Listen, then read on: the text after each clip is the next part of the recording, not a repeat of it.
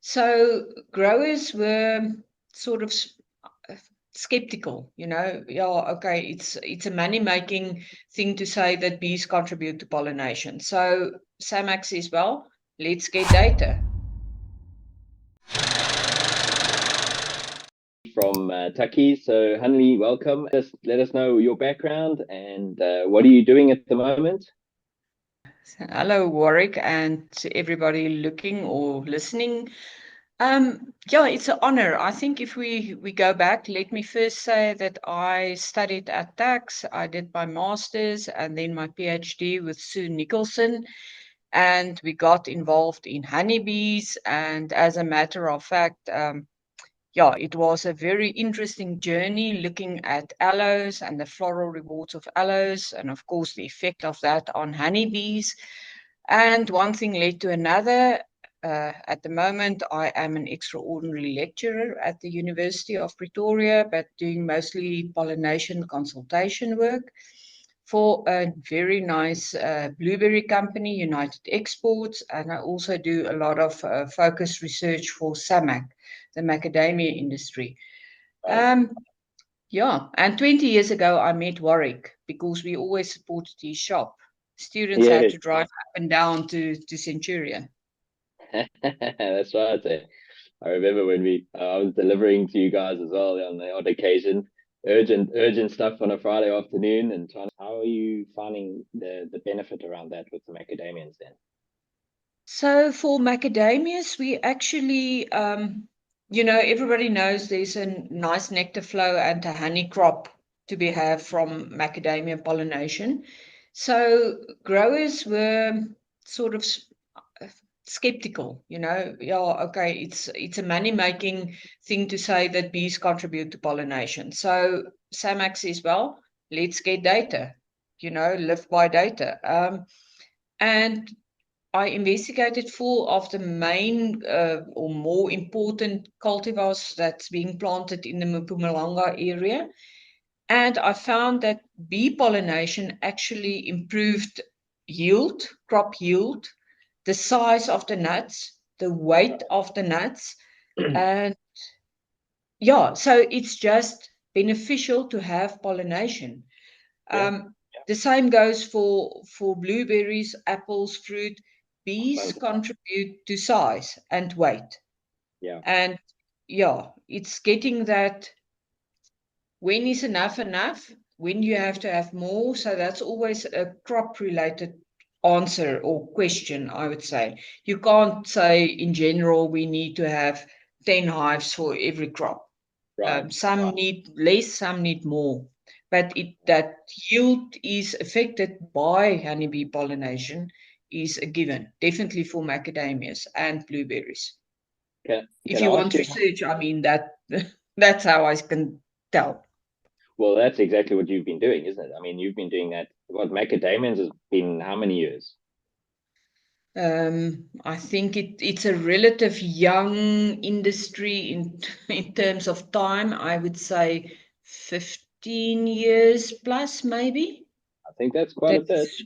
That's That's yeah, you but know but that's considering yeah, that you start out with a high value crop, you know, yeah, there's so much to know from soil science to nutrition to pesticides, the Green Deal in Europe taking away pesticides that can be used, that will influence exports, all those kinds of things.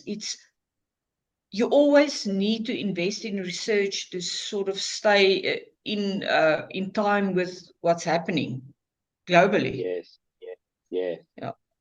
yes. Because I mean, in some of the research I've been doing as well, redoing of late. Because I did a couple of talks back in 2010 with SAMAC member growers anyway, the growers members in Nelspruit. And there were a couple of farmers that actually stood up and said, "Ach man, jy lig," you know, Mm. like lie for the people who are English or not Afrikaans. You're Yeah. lying. You can't tell us about this. And I said to them, well, look, here's the beekeeping in South Africa blue book, the well-known blue book. I said, this guy here, Martin Johannes Meyer, I've met him. I've had lots of conversations with him. He's the guy who edited this book. He's got a PhD, you know, he's Yeah. Afrikaans, the boer. This oak says, this is the story. It's not me actually saying the story from Joburg, Yeah. you know. Yeah. I said, if you want to read it, come and have a look after the conversation, after the slides are finished and whatever. And then the guy was like, oh, you know, keep quiet for then. Yeah. But that's back in That's, 2010, you know. And so 10 years later, 2010 to 2013, 13 years later, after talks and all of that sort of thing, I had to do the same thing. I started off with one farmer back there, and he had about 36 hectares right on the Crocodile River. I had a couple yeah. of beehives knocked over by hippos, nogal, and I was like, you know, when you're working at night, it's like you got to have a bit of chutzpah, you know.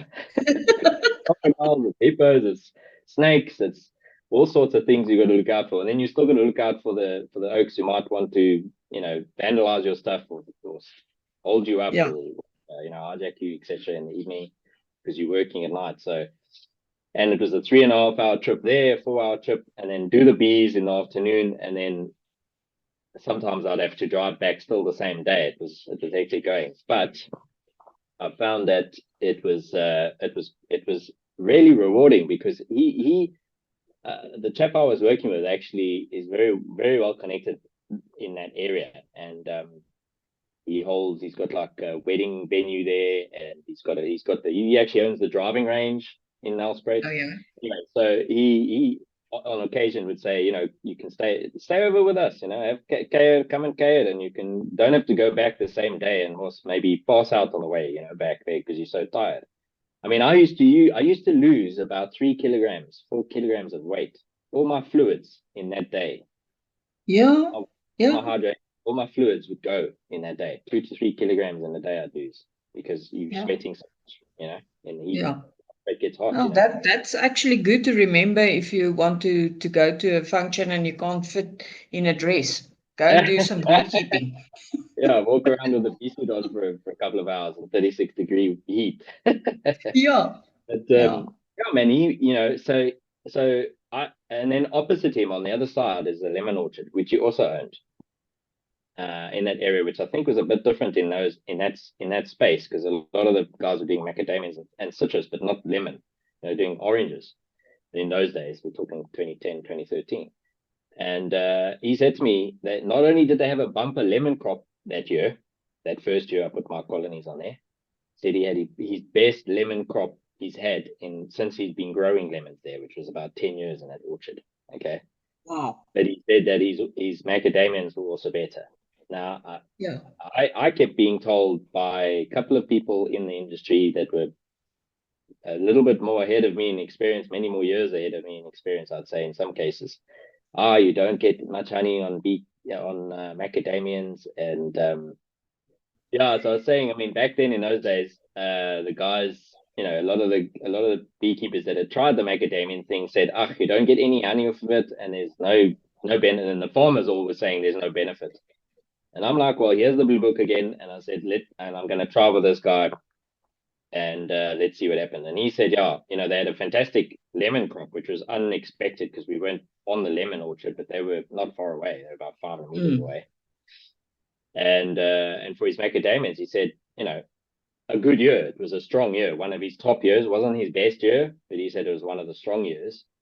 And then the second year, he was like, look, we've never done as well as this. We've never had such a good crop. You are actually, not that he wasn't already actually quite wealthy, he had a number of farms and whatever, and even a couple of rhinos on his conservation thing and whatever.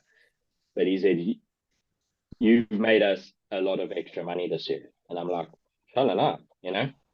But I want to hear from you because that's my anecdotal experience, and also obviously all the research I've done in the meantime, and the books myself, you know, other people that have done papers around the world, especially like Australia, where the macadamias come from.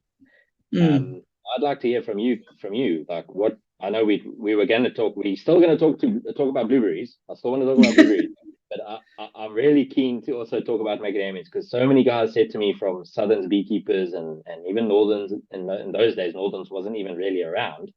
They've now again, and they were all telling me, you know, it doesn't work, macadamias. So does it work, Hannelie?